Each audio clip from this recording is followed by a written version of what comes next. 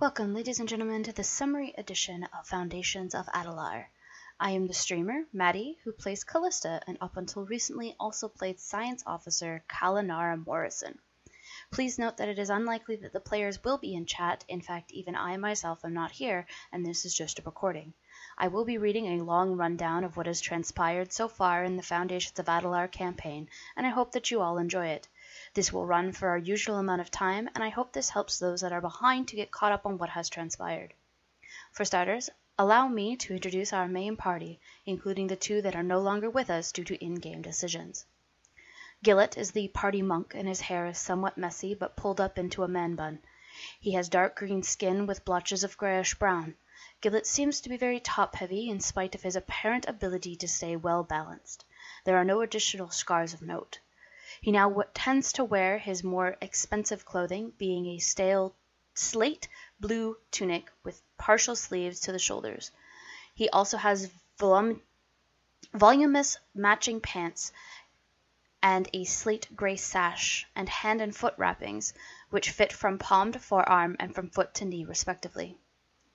Standing at 5'11" is the Eladrin elf bard Yinfir, a fair skin and topped with a mess of red curls. His blue-eyed gaze seems to suggest he has a lot of stories to tell, and the lute on his back says that there are just as many songs to be told as well. His clothing is nothing short of audacious to him, though tacky may be a word that strangers use to describe him. He wears a pair of knee-high brown leather boots with a folded cuff, simple linen pants in moss green, a white tunic with a silk sash wrapped around his waist in royal purple. His clothing is topped with a burgundy coat.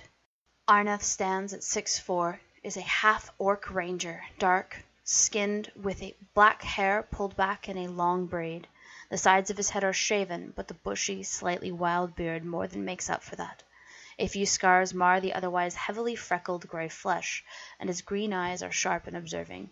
The ball on his back suggests that he is a ranger, as well as the fur-lined coat and leather armor typical of his class. Annalise the Bloodhunter wore knee-high boots, fitted pants held up by a belt, and with a few other belts holding pouches, a small hook, and her quiver of arrows. A white shirt, grayed slightly with dirt and grime that will never come out, a leather vest that has been stitched together over and over to keep it from falling apart, and a coat that falls to her mid-calf shrugged on over top of all of that. A sturdy chain holds a short cape over the jacket. Wrapped around her throat is a faded and blood-stained scarf that belonged to her father, and a red jeweled brooch, her mother's, holds it pinned so it doesn't fall off. Wrapped around the handle of her hand crossbow is a red messenger ribbon, her sister's. Over the arms of her coat she wears leather bracers to protect herself from beast bites.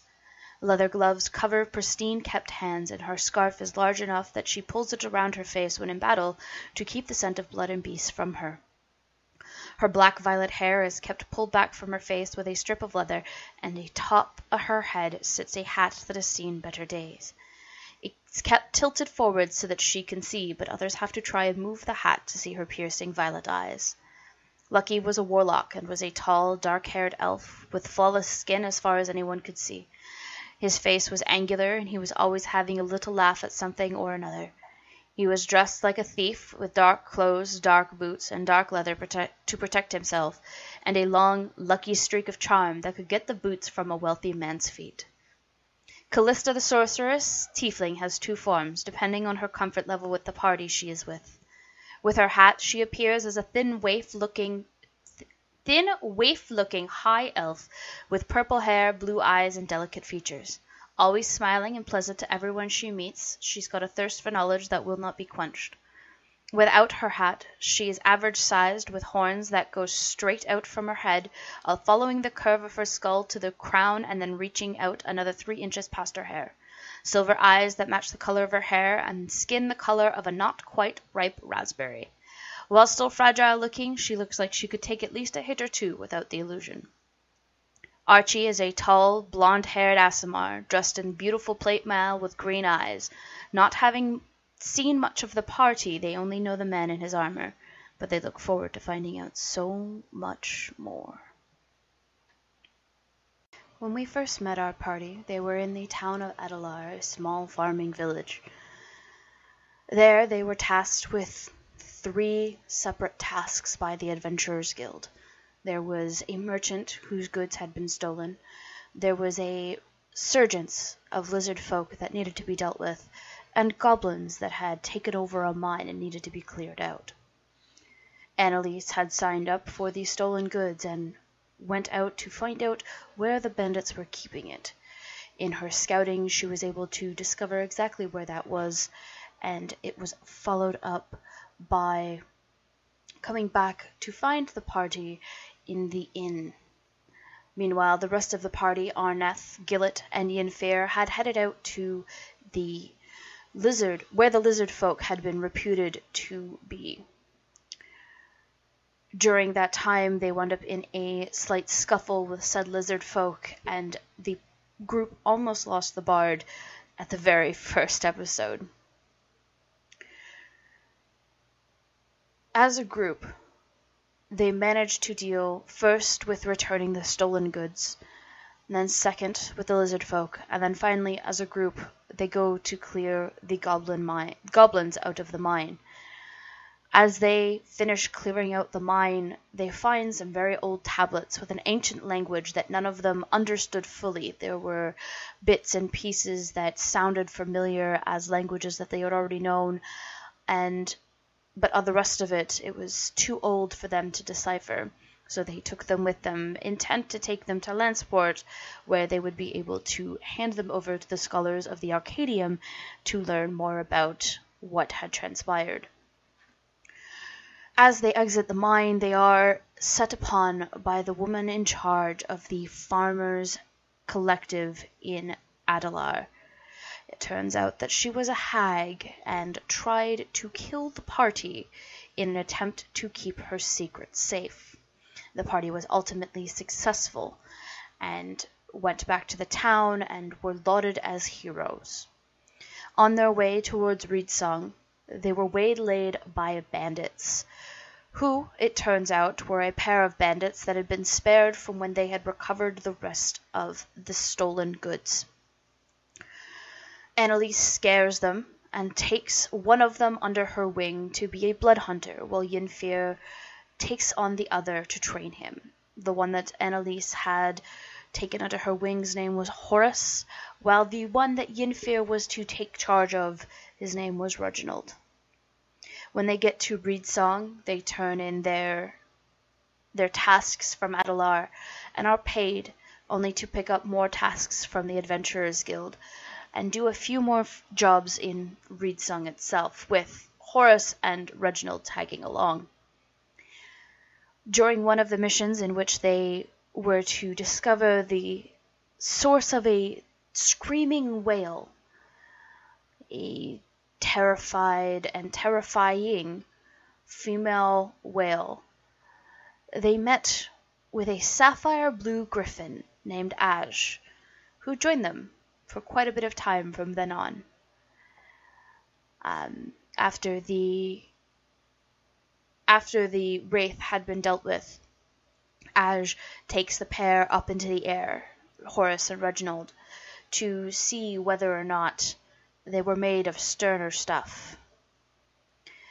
Once they get back down to the ground, Horace is determined to become better than what he was, and with Reginald in tow, heads to Lanceport to join the guard.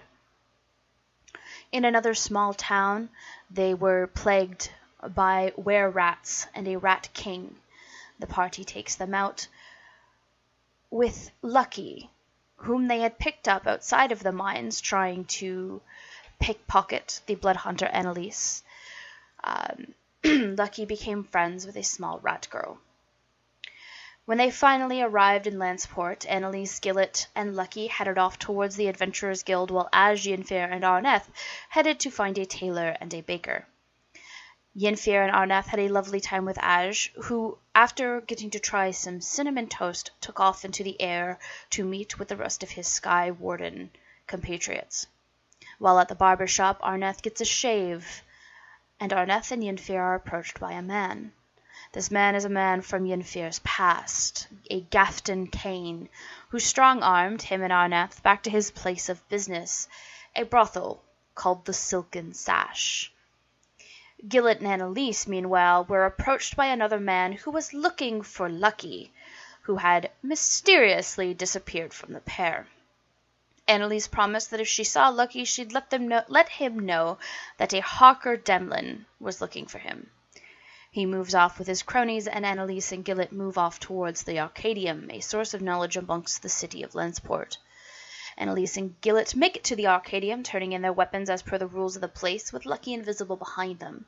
Once Lucky reveals himself to them, Annalise's sense of rules and regulations requires her to march him right back to the front gate to turn in his weapons, getting him arrested in the process. With the promise to come and get him after, she went back to join Gillett, where they turned in the strange tablets they had found to Sisters Ola and Ora for decryption. On the way back to the Adventurers Guild, they received a missive of where to meet Arneth and Yinfir. Curious as to why they had to go there, they first make the effort to get Lucky back, successfully deceiving the local magister that Lucky was her brother and that he was a Sky Warden, using Aj's Sky Warden mark to fool the man. With his release, they were able to meet up with the rest of the party at the Silken Sash, where the party was delighted to meet and get to spend some time with Yinfir's mother, Rose. Gafton Kane had a little job for them to do, citing that a man had stolen a valuable circlet from him and he wanted it back, and the man dead if at all possible. The agreement was read through, binding for all of them, to keep them in Gafton's service if they did not follow through with this task. Annalise changed the wording for the agreement that would bind her alone to his service if the task was not completed, because she could not stand if those she had come to consider her family were to be left behind in such a manner. And so sworn, they start their task to find the man named Hawker Demlin, who had given them a way to find him should they run into Lucky. They proceed to infiltrate the man's stronghold, retrieving the circlet before a large fight ensues, during which Annalise brings the man down to his knees in a decisive strike.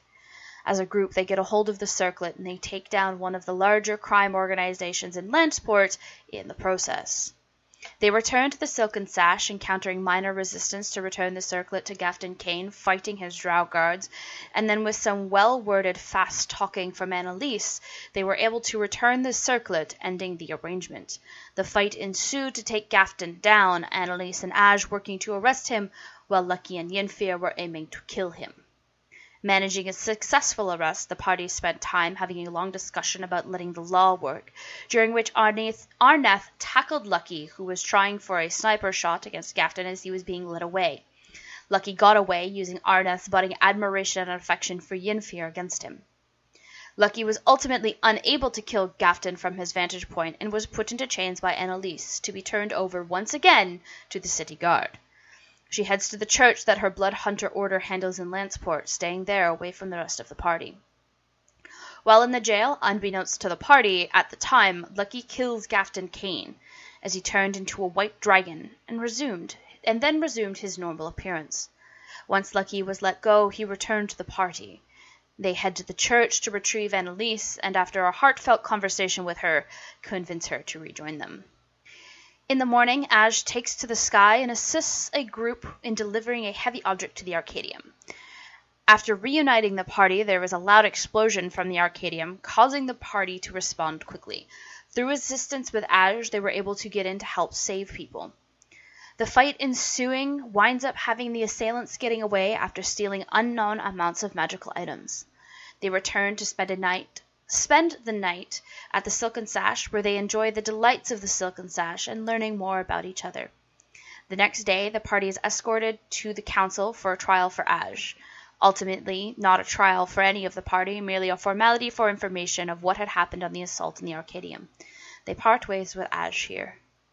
They pick up another task from the Adventurers Guild and go shopping at a local merchant, where Lucky procures a luck blade. The task is to assist a local barkeep with a stealing problem, and during the fight, the party nearly loses Gillett. Lucky uses the wish on the luck blade to save the monk. Lucky admits that he might have let a dragon go while resurrecting Gillett. The next job they take from the guild leads them down into the catacombs, where they get separated and are attacked by Gase and a White. Lucky manipulates Annalise after the fight was won to get her to steal something for Gillett. Once they get back out of the catacombs and arrive back to the Silken Sash, Lucky disappears for a couple days, and when the rest of the party arrives, it is to see Gillett carving ducks out of potatoes. And now, with some unknown magical items in tow, they go to a local merchant to get them identified. They find a baker afterwards to get some sweet treats. Annalise walks off from the rest of the party, only to get her gold pouch stolen from her. She catches the pair that were stealing from her and were led towards the man in charge of them by happenstance as they go by the dock ward. It was Reginald, whom the party had run into previously. Amidst her conversation with him, she was bombarded by the voices in her head that convinced her he was a monster, and she killed him in cold blood. She was seen by a young girl who turned her into the guard. She went back to the Silken Sash and was brought in by the guards for a trial. She tells the party what transpired, and while they believed her, there was nothing they could do to convince the jury during the trial. In light of her recent service to Landsport, she was sentenced to a life sentence on Duroc Island. Her parting from the rest were tear-filled and heartbreaking. She leaves them a letter explaining everything and apologizing for everything. The party picks up a new contract for another set of missions out in Adelar, the first town they had all met in. After getting horses, they set out for Adelar. It takes a few days to reach the town on horseback. During the travel, they encounter a new person, a high elf with purple hair and bright blue eyes named Callista. They offered her a ride to Adelar, and she, through a soft-spoken stutter, accepted their offer to the town. She wound up assisting with the task set out in Adelar, which was to find the missing children. While there, they met with the strangest man who followed strange blue butterflies. His name was Tristan, and he told some of the best stories. On the way up the mountain, they were camped for the night, with Callista sleeping off away from everyone else, when they were set upon by Caerdlings, and Yennefer stumbled upon a secret that Callista had been keeping from them. She wasn't an elf. She was a tiefling. With the promise to explain later, they managed to defeat the Caerdlings, with no one but Yennefer the wiser as to what she was. They managed to track the children down between Arneth and Callista into the mountains. Once back in the town with the children, the party was met with a celebration where the rest realized that the new member of their party was enamored of intoxicants. She kissed Lucky because it was a way for her to be able to avoid telling him that the answers to what he was asking her before dancing off away from him. Their next step was going back up into the mountain and into an old castle, heading up the mountain and into the castle once they have reached the summit. They come across dead bodies long since decayed. As they go through the guardhouse, they find a ghostly-looking man mouthing something, pointing at them, and speaking without sound. With an ingenious use of the spell message, they are able to communicate with him.